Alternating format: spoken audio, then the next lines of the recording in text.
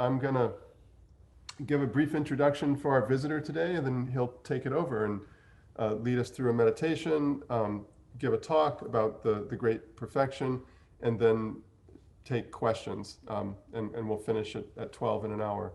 So it's really great we have the chance to have Tenzin Wangyal Rinpoche with us today. Um, I've known him from the time I first came to Virginia because basically he also was taking residence in Virginia around the same time. And so our existences in Virginia have been entangled from the start, even though right now he's been living in Berkeley the last couple of years. And so Tenzin Wangyal is one of the most well-known Tibetan contemplative teachers in the world today. He has centers all over the world, not just in the US, but also in Europe and South America and elsewhere. And so he's a very well-known figure, very famous for his ability to kind of make Tibetan philosophical and contemplative traditions accessible to people who live outside of Asia. And he's also been very involved with programs of thinking about secular adaptations, about how you could take these traditions and move them outside of their religious context and do what we've been talking about, create forms that don't require you to be part of a particular religious tradition, but could be used safely in prisons or schools or clinics and so forth. And when we watched that video of the Tibetan monk doing mandalas, that was actually at his center called Lik Mincha, L-I-G-M-I-N-C-H-A, Lik Mincha. And that's in Nelson County, about 30 minutes. Have a very lovely Tibetan temple and residential center, which we have used for retreats actually, at least once in the past, that host a variety of programs. And so anyways, I couldn't imagine a better person to talk with us today about the great perfection. And also, if you have questions, he grew up in a monastery in India, but then after that, he became a layperson, married, has a child, as you might have heard. And so in that sense, has a somewhat similar trajectory to Thupten Jimba. So he can talk to us about traditional monastic learning and practices, but also talk with extensive experience about what is going on in the United States, both in terms of people participating in these traditions, as well as ways in which people have been trying to adapt them for a secular context. So with that, I'll turn it over to Tenzin Wangyal Rinpoche. Thank you. Thank you, David. Good morning, everybody. I'm very honored to join this class. I know this is your last class. I think that's also good in a way that everybody is more informed with the aspect of Buddhism. So this morning we will start with a just few minutes of just meditation or silence. So I will uh, guide that. So please bring your full attention, full awareness to this moment where you are in.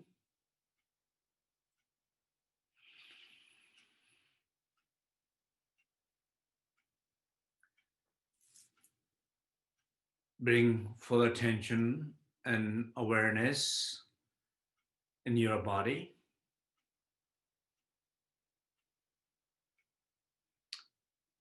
Whatever discomfort and effort that you feel, be aware, breathe it out, allow it to rest in stillness.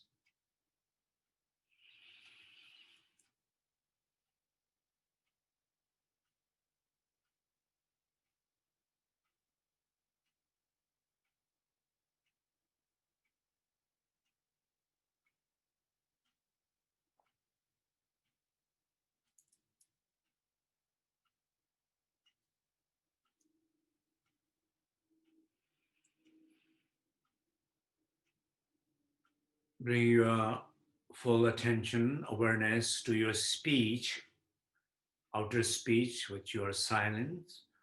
Be aware of inner speech, the voices in your head around you. Allow it to rest in silence. Breathe it out, any noises, clear it, and feel the deep silence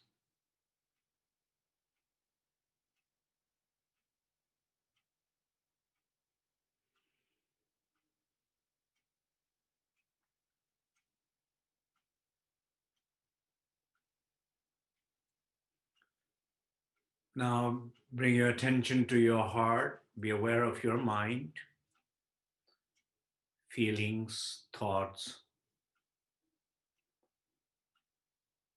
emotions, whatever particularly that disconnects you, which is effortful. Be aware of them. Allow them to rest. Breathe it out. As you breathe deep, breathe it out and feel your heart and your mind is becoming as release, as you're allowed to rest, release it, breathe it out like a clear sky, inner clear sky.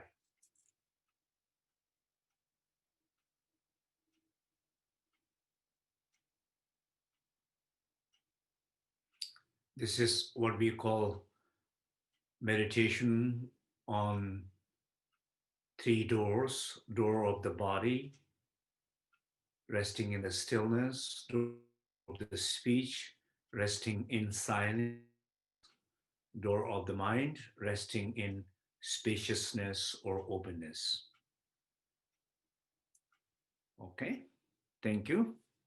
So, I will, as this today's class is more on Chakchen, Mahamudra, and great perfections, and particularly I am going to speak a little bit about Dzogchen, the great perfection.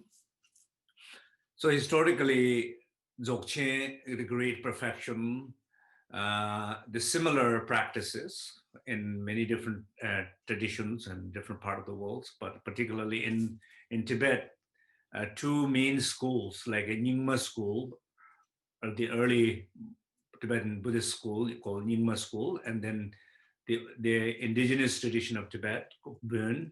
In these both school, the practice of Dzogchen applied. So basically, historically, in both tradition, there is these practices, these teachings, these lineage, all are exist in these two traditions.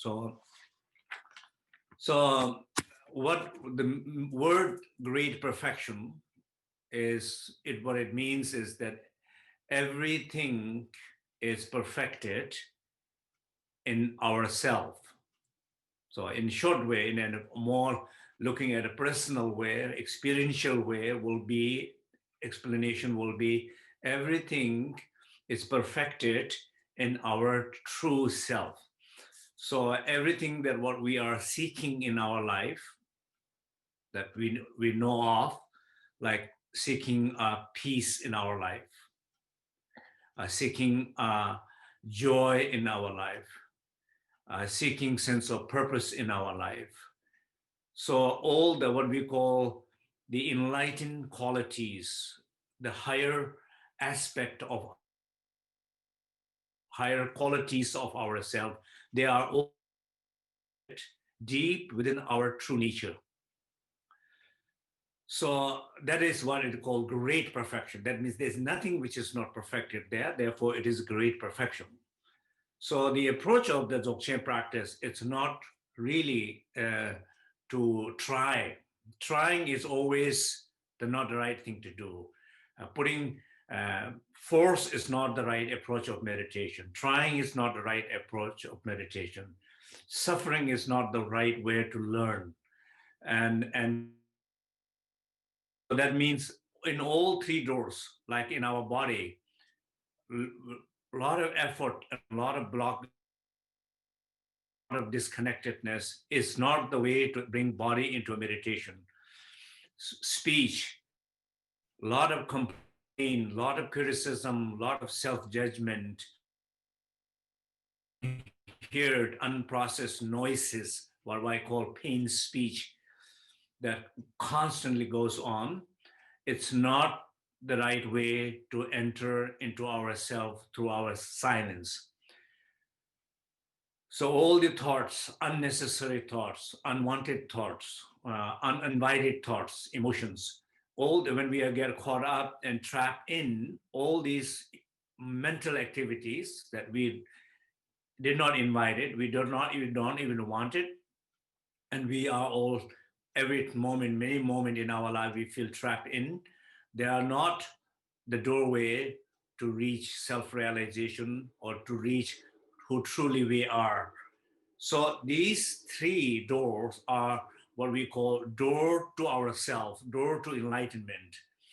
And what interferes realization of great perfection, who we truly are and our highest quality, is all these disconnectedness in our body, in our speech, and in our mind. So this is what how we learn about the practice. But on the other hand, also there's sometimes we teach these Dzogchen teaching. We talk about view and meditation and conduct. So three simple ways. Probably, and you have already received classes on these view, meditation, and conduct. So maybe I'll just briefly explain that also here.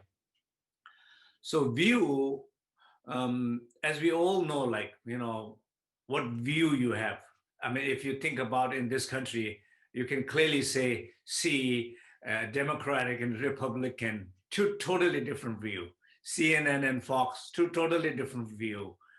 And that view, and each individual, we also have our own view, how you see the world, what kind of filters that you have.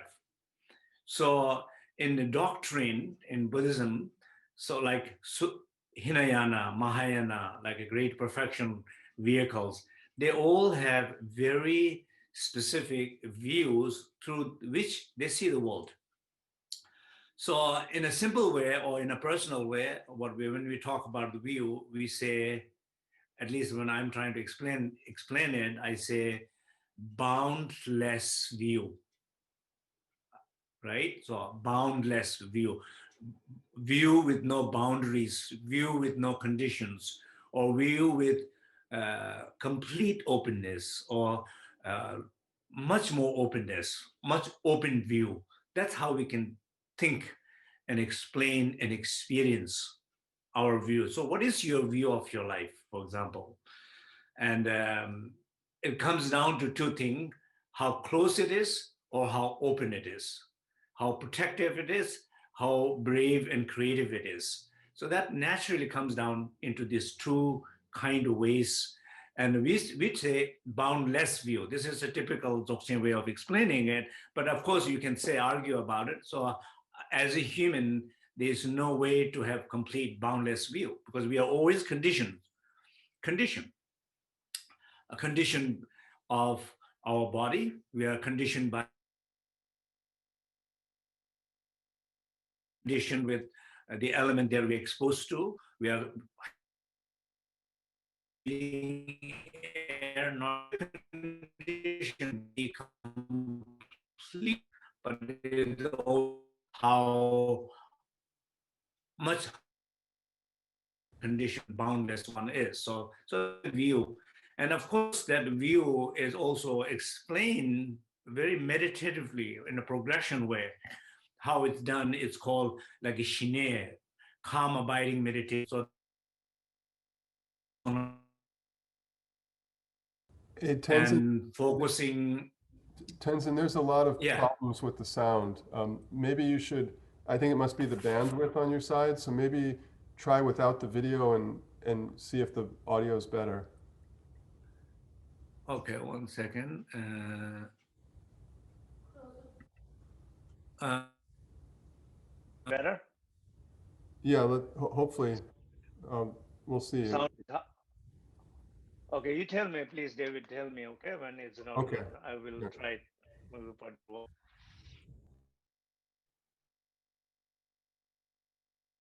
it.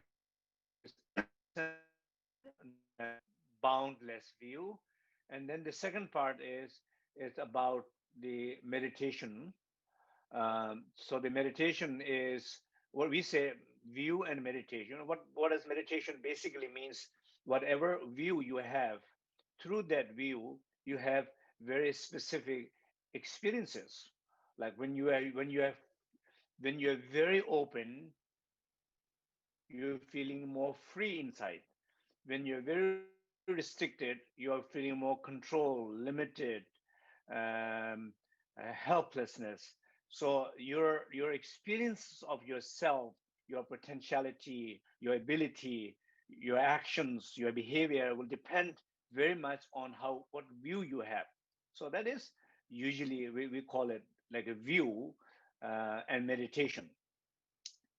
So, for example, like I've heard that the scientists, neuroscience people doing research and looking up in the mountain, and this mountain, high mountain, and they're carrying a heavy bag. So when they carry heavier bag, then the altitude of the mountain goes higher. When they take out their bag, their felt perception of the mountain comes lower down. So of course, um, mountain is the same mountain, is the same height, but depends on how much you are carrying on your bag. Heaviness will make the perception of the mountain going up and down. The mountain is like a life. Um, your education, your life, your family, your finance, whatever the different mountain is there, you're going to see differently. You're going to feel differently. You're going to respond differently. It means something different to you based on how much you're carrying, not how much is there. But what is there can be benefit for you, can be resource for you, can be obstacle for you, can be huge problem for you. It doesn't matter what is there because it doesn't define objectively. It very much on a subjective sense of how what is your view of yourself will define how your relationship to it. So third one is called view, meditation, and conduct. So conduct basically means like um, behavior. So whatever you do, so whatever you do out in the world will will be dependent very much on how you feel in the world. How you feel in the world will very much define and dependent on how you see the world. How you see the world will be very dependent on how you are sense of self, basically in a sense of perception of self.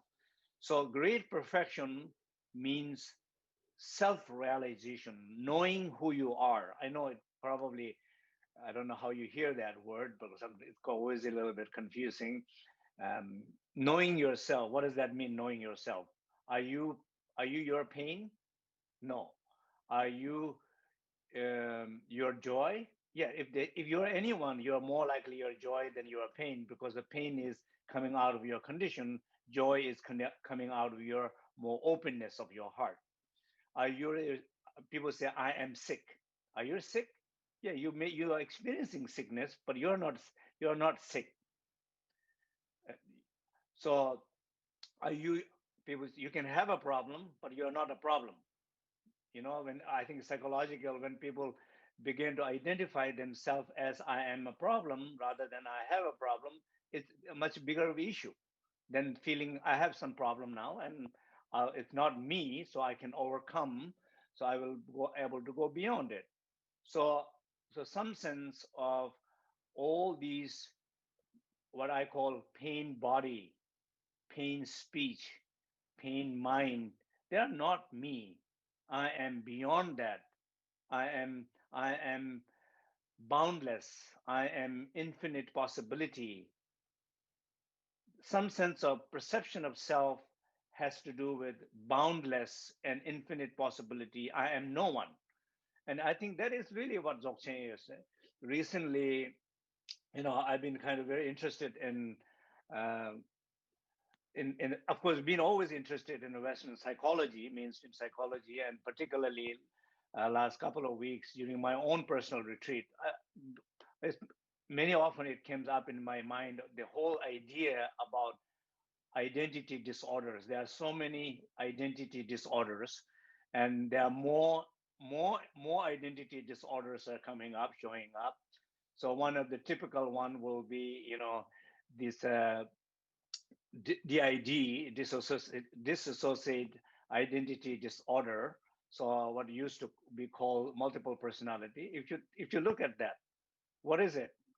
You know, definition of that. It seems like a psychological definition of that DID seems like, in a way, from Buddhist point of view, everybody fits in that.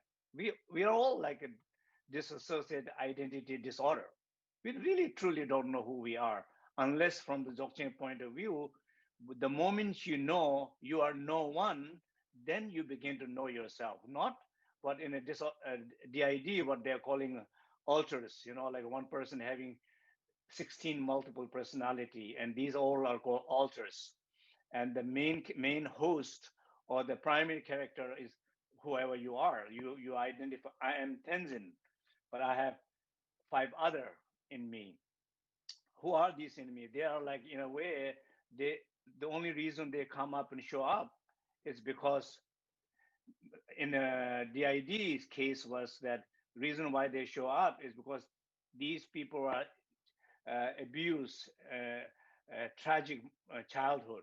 So all these personality show up as a manifestation to support them, guide them, protect them, defend them. In the same way, in some sense of Buddhism, when we think about your own manifestation, your own conduct, the we talk about different deities. They have each of these deity. They have a role. There are some of them very peaceful, they guide you, they help you, they care. Some of them very wrathful. They're like almost like a weapons and armor armed, and they're like a guard, protectors. So in the tantric deity yogas, but in a dzogchen, we don't think about particularly like these um, multi-head and multi-arm and multi weapons and deities, so-called deities manifestation. We think about more of your own personality. Since if you are no one, then you can be anyone.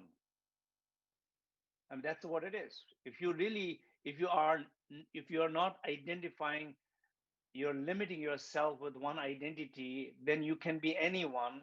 Why you have to be anyone is whatever that moment requires you to be anyone. You are capable of manifesting being that. You are capable of being a father when you need to be a father, not a lawyer. When you are a lawyer, you don't behave like a father in the courtroom because you are a lawyer. So your ability to fully manifest your role in the moment, because you're not identifying with the other aspect of yourself, because you're free from different aspect of identity.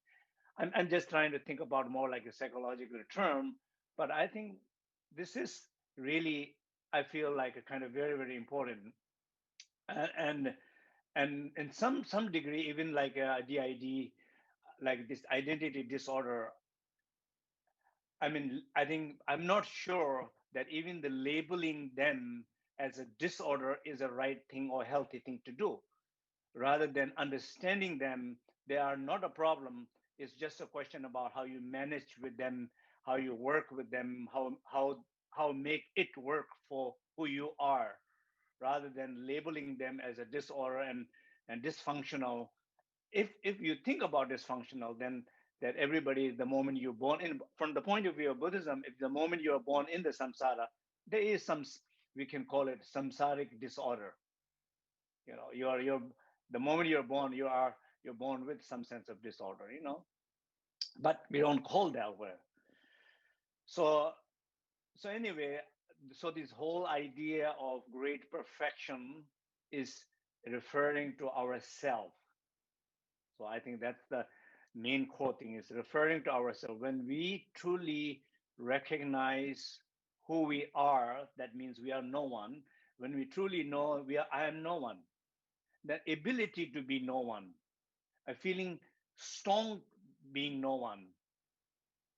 I think in any relationship, a communal relationship, in a family relationship, in the monastery, that's what we were taught when we were growing up.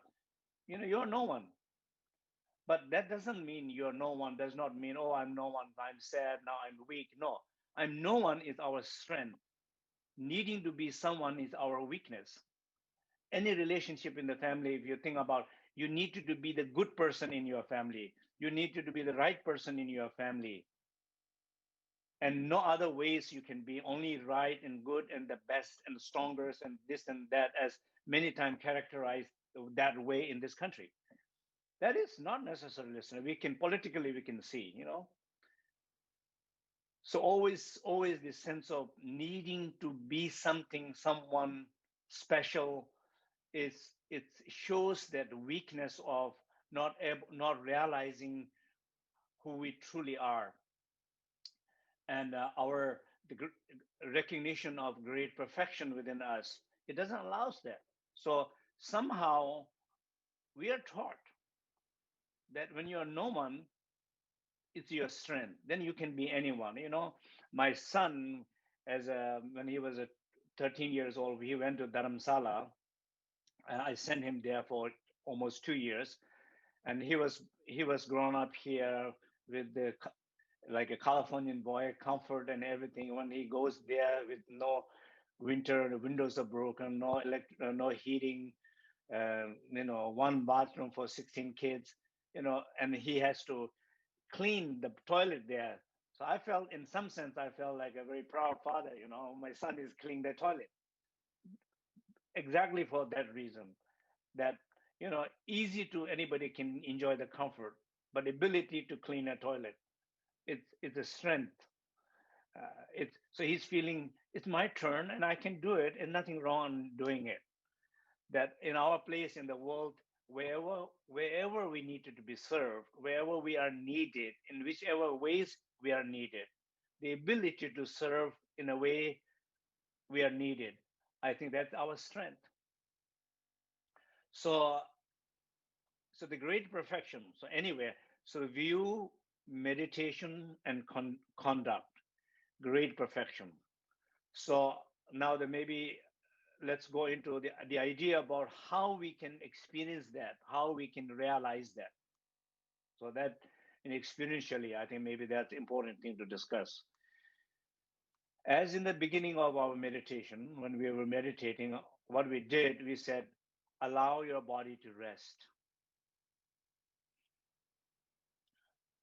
So whatever is going on in this body, bringing attention, awareness, allowing it to rest. So you're not saying do this, do that, allowing it to rest. So resting is the doorway to connect with anything. I mean, we know also like how much sleep is important. Sleep being the kind of cleaning aspect, waste cleaning aspect of the brain, not making it work all the time, not make it work unnecessary things. So same way, body resting, speech resting in the silence, mind resting in that inner space. Resting is the method, but we don't do that. Most of our case, not even a meditation, even a good health.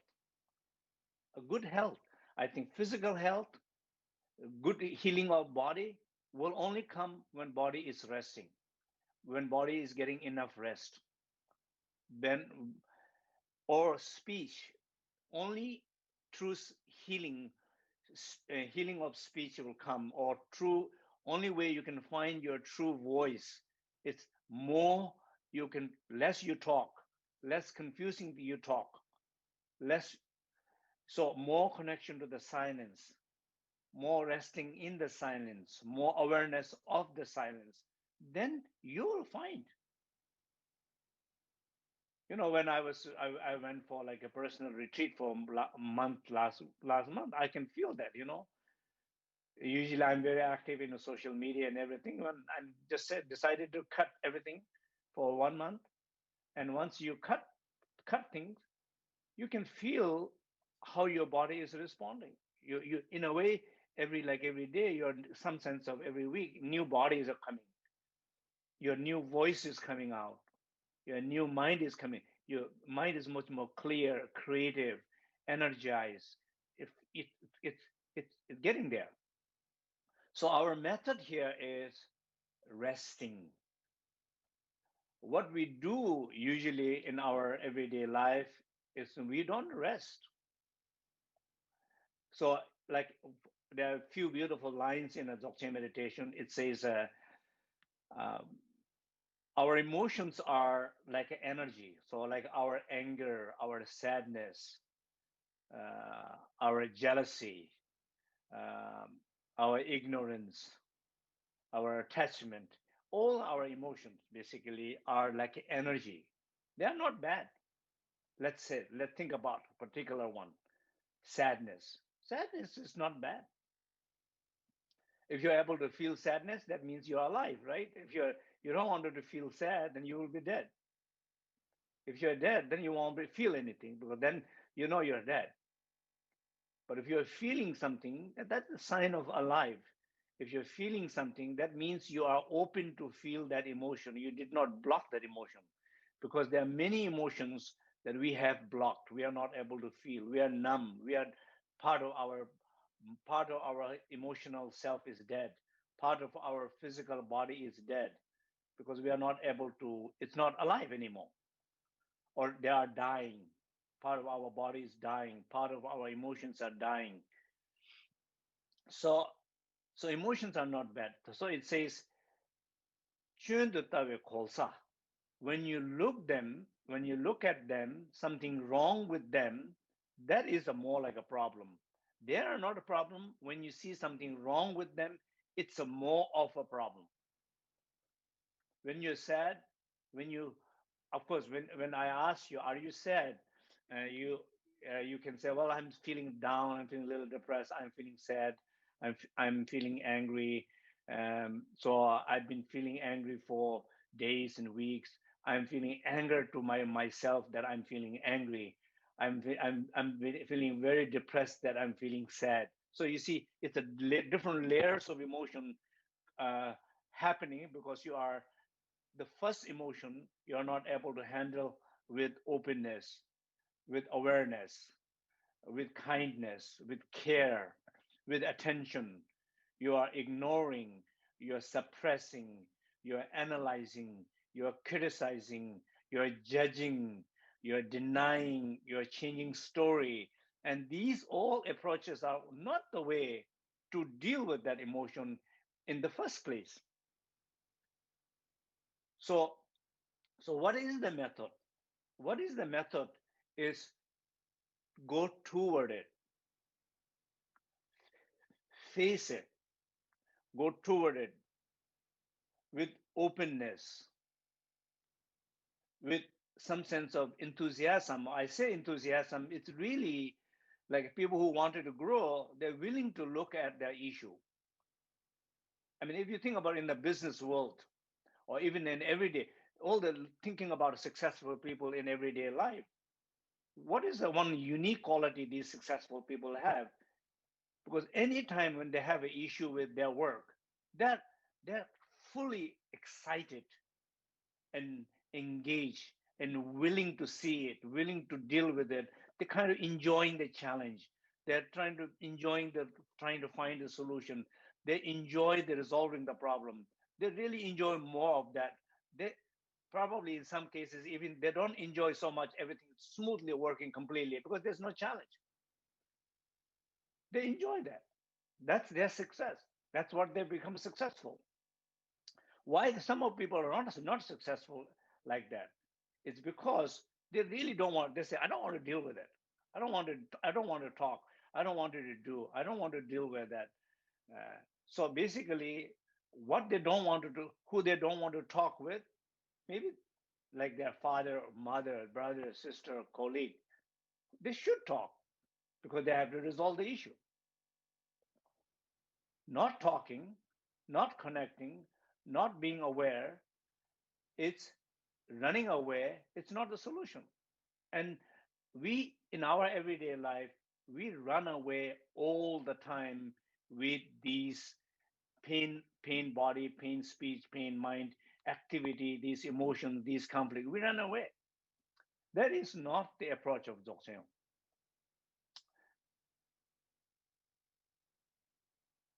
So here is saying, and really look at that. So we're going to do afterward, we're going to do a little guided meditation exactly on this topic, how not to run away, how to face it, and how when you face it, how instantly it transforms into, it dissolves and you transform and you find a different relationship it.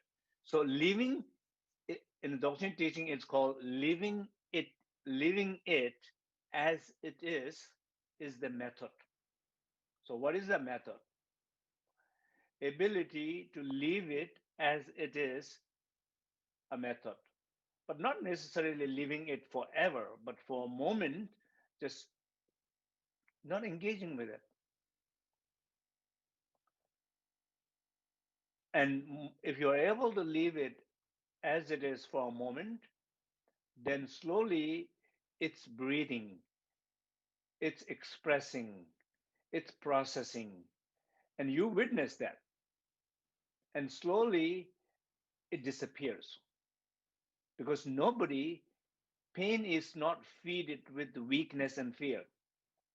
Pain is breathing, pain is processing itself because it has ability to process, and pain eventually liberate by itself. It's called self-liberation. But when the pain is fed by fear and reacted by like anger, then it's feeding it more, and it longer and longer, and then it doesn't end. So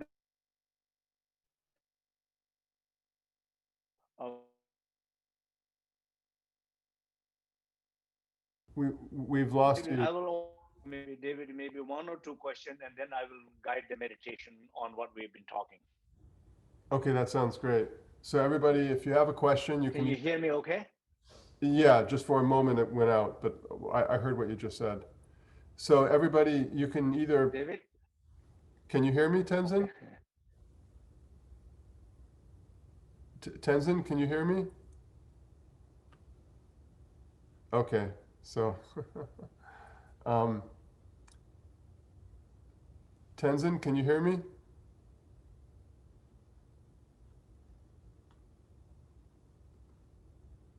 He's muted. Yeah, I know. I'm trying to. Okay, can you hear me, Tenzin?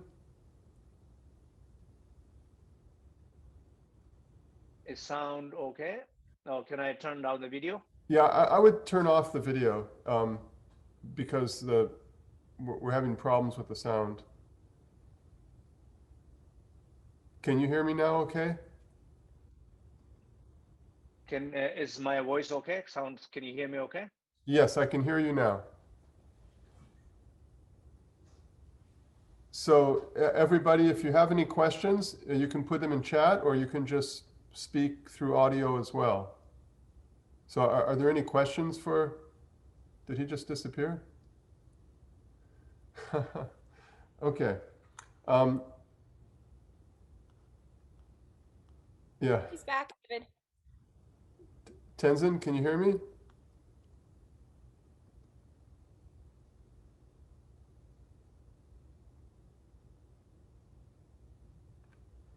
Yeah, I can hear you. Can you hear me?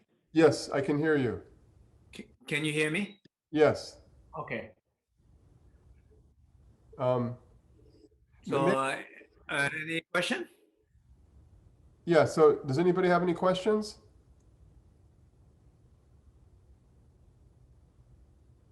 Okay, Ellie, go ahead. I see that you raised your hands. And Wahib, I'll get to your question. Hi, my name is Ellie. I was just wondering, you said you use sleep as a way, you mentioned sleep as a way to relax and to, I think you said, I can't remember if it was clean or clear your mind. For people who struggle with like getting good sleep, or for people who struggle with having like bad dreams, how do you suggest still using sleep to as a method to clear your mind, not a method to like ramp it back up? Yeah.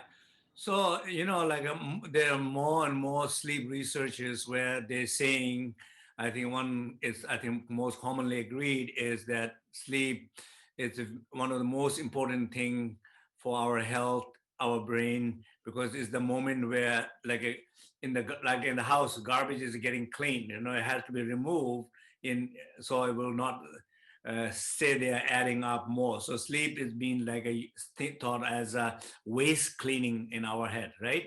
So that is sleep yoga, meditation in the sleep yoga, because in our tradition, we work a lot on dream and sleep. In fact, I have this book that I wrote called Tibetan Yogas of Dream and Sleep. So, so it is I think it's a very important issue of in a modern society to not getting enough sleep or so I would strongly recommend to everybody, first of all, to see the sleep is very important. Sleep is a sacred. Sleeping is like entering into your own inner temple, and and so having this right relationship, like a monk seeing the temple or shaman seeing the holy mountain or something like that. So how you do that, like people wake up like in middle of the night, and then having a hard time to go to back to sleep. So I mean, I sometimes feel that also with jet lag and things like that. So what I do is, one thing I promise myself: I will not turn on the light, I will not turn on the screen, I will, you know, trying to keep my position of my body in a more similar way rather than moving too much, and focusing my attention to my breath and taking some deep breath, breathing. Because sometimes when you breathe deep, for example, you inhale very deep and you bring the air into all area of your body, where particular area of body where you feel a little bit discomfort and position wrong, or sleeping in a wrong position, you will feel a little pain or discomfort. Breathing in there and breathing out maybe 5 6 times. And as when you're breathing out deep, like a body going like a kind of balloon, like just completely resting down and losing, clearing all the airs and feeling a more sense of space, and trying to maintain the focus awareness there, not losing it, uh, for repeat that maybe 7 times, 5 times, not losing your attention to any other ideas, topics, fears, worries, but able to maintain in your body, in your breath, that way. Then you follow sleep. And then you follow sleep much deeper and much more clearer. And then also, not able to avoid some of these nightmares.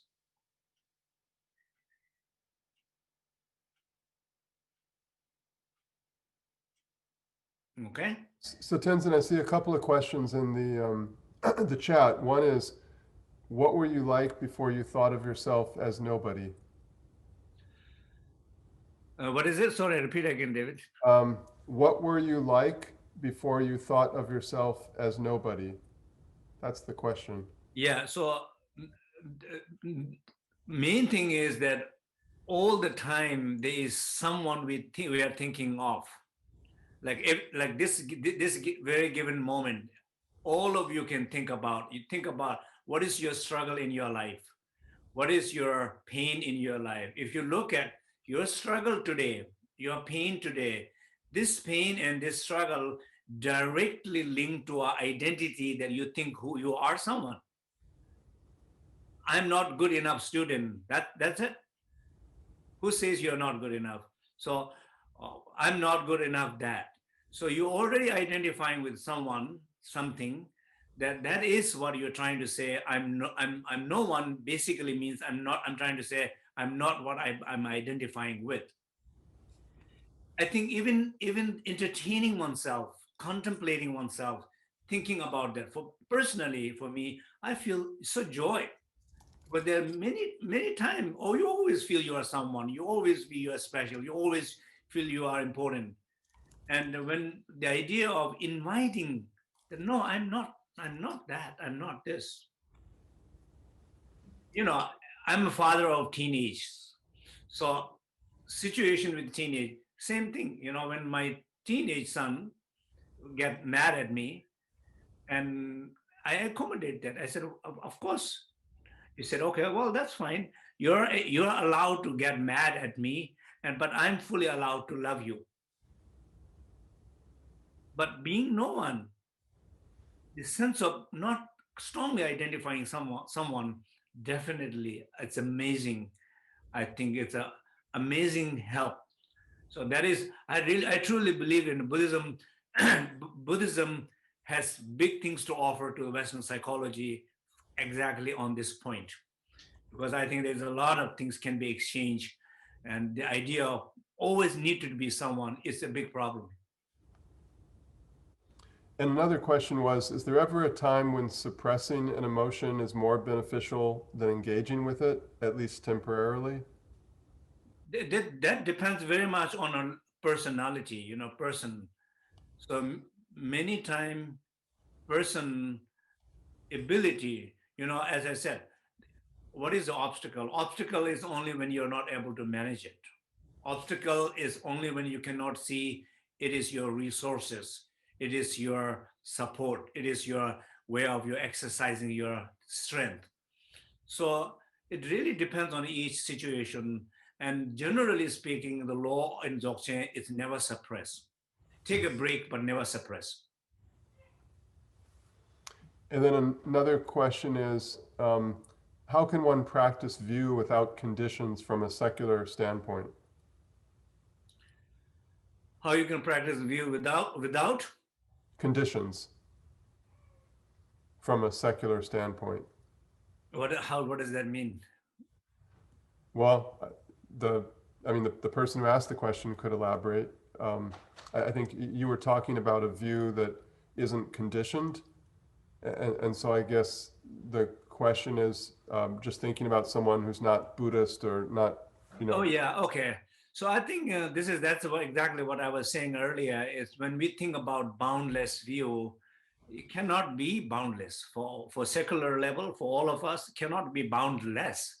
It's a question about how much boundary that we create, how much conditions that we create, and that condition, how much boundary and condition will very much depend on each upbringing. Each person is different. So it's not talking really very much about the total boundlessness. It's always talking about overcoming your own boundaries. I was talking about multiple personality.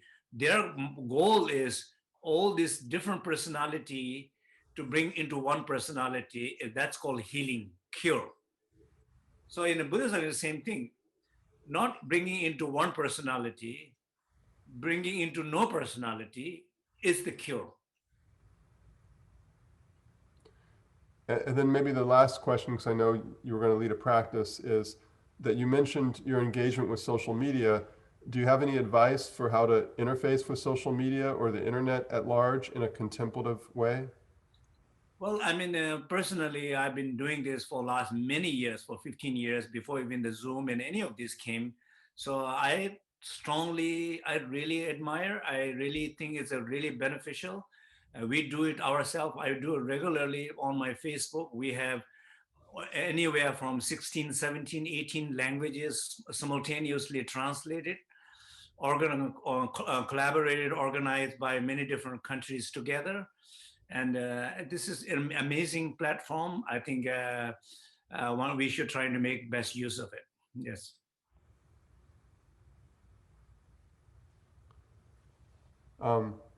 And I guess what the last question was, is the practice of leaving emotion or pain in Dzogchen meditation similar to what people call non-judgmental observation and mindfulness? Are they the same or are they different?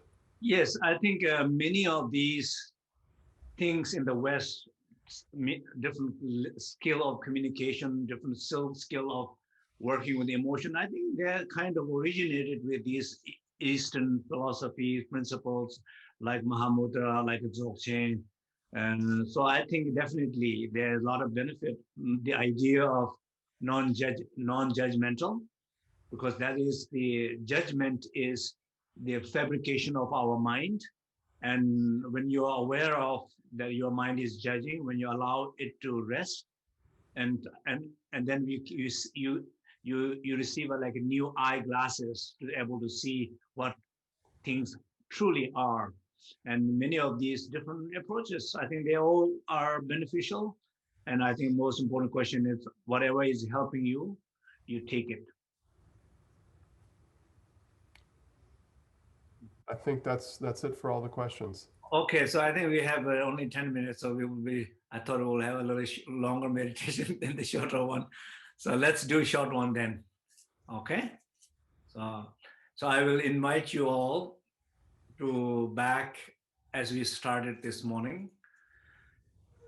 Bring full attention to place where you are in, the moment you are in. Bring full attention and awareness in your body.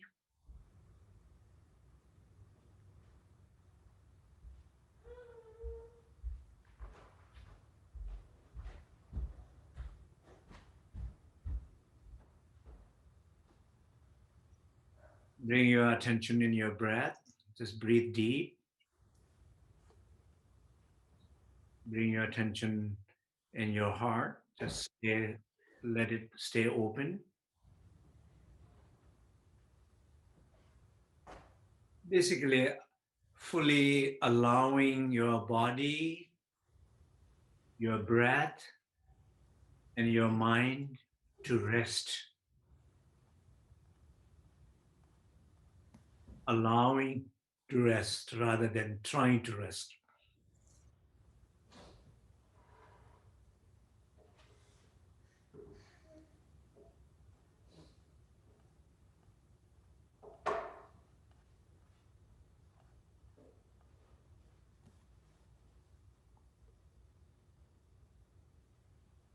Now, bring into awareness your own life. Each one of our life, we are living different experiences. Whatever challenges that you are facing in your life this moment, whether it's the health, your body,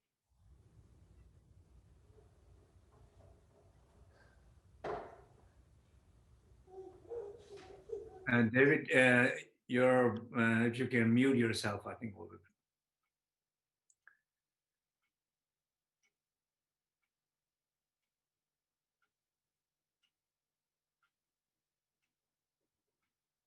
So whatever challenges that you are facing in your life, either it's a body, like a health, pains, or your speech, that you have argument, fight with someone within yourself, or your mind, a feeling deep sense of lost, or not feeling worthy, whatever it is. I don't want to label it. Whatever you are feeling in your body, in your speech, communication, in your mind, your heart, emotion, be aware of that. Just body, be aware of something, what's going on in your body. Be aware in speech, communication, in your heart, emotion, be aware. And then gradually narrow down into one thing. That means sometimes there's a one primary, like a primary personality, you can say it, that which is feeling pain, that which is talking and confused conversations, that which is creating a stress, taking away, you're not unable to sleep or able to rest your body, or becoming a sick even in your body. The primary personality, primary pain, primary challenge, bring into awareness.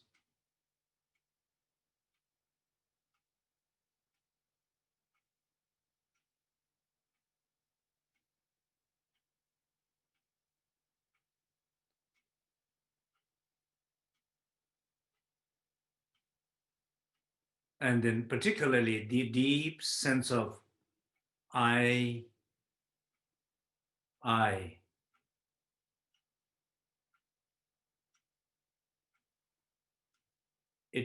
It hurts me. Somebody's been hurt. I am lost. I am not good enough. That these not worthy enough. These identity related statement that you have deep inside, which is the cause of problems in your body, problems in your communication, problems in your emotions, that self-perception, being someone which you are not, it's being causing these particular issues this moment in your life. Be aware of that.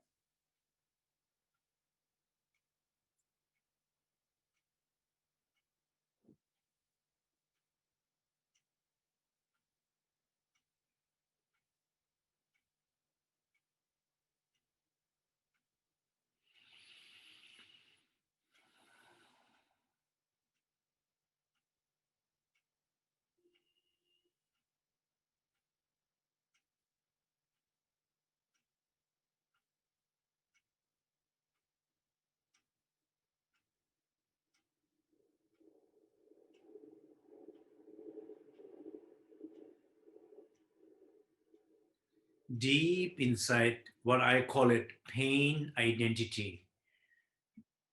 You have identity of yourself, which is related with your pain, your weakness, who you are not, but what you have been identifying last months, years, which has been main cause of your problems in many places in your life, many phases of your life. Recognize that.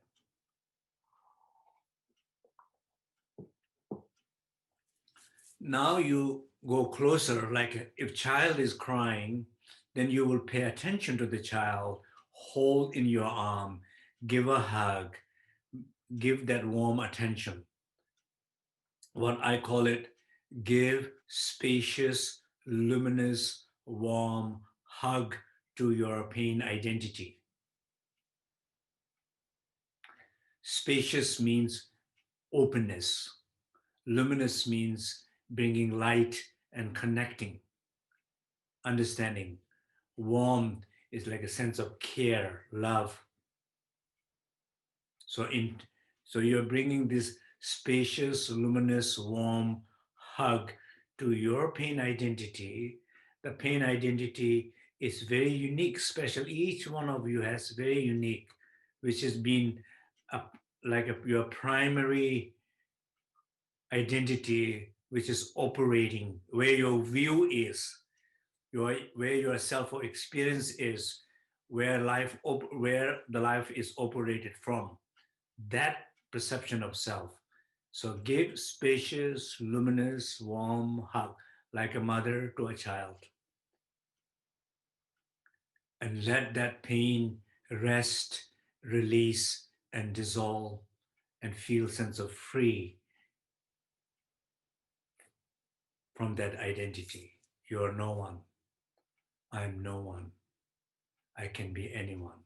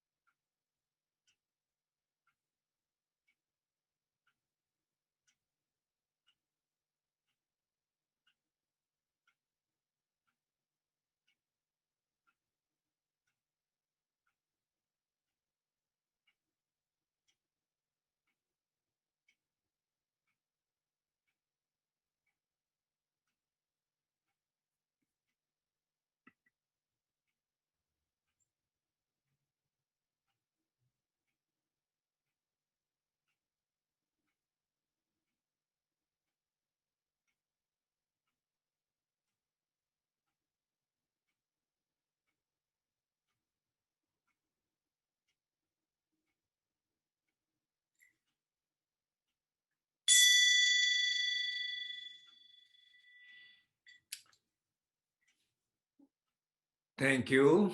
So before I finish, I also uh, invite all of you. Regularly we do these three-door, what we call three-door meditation on my Facebook live.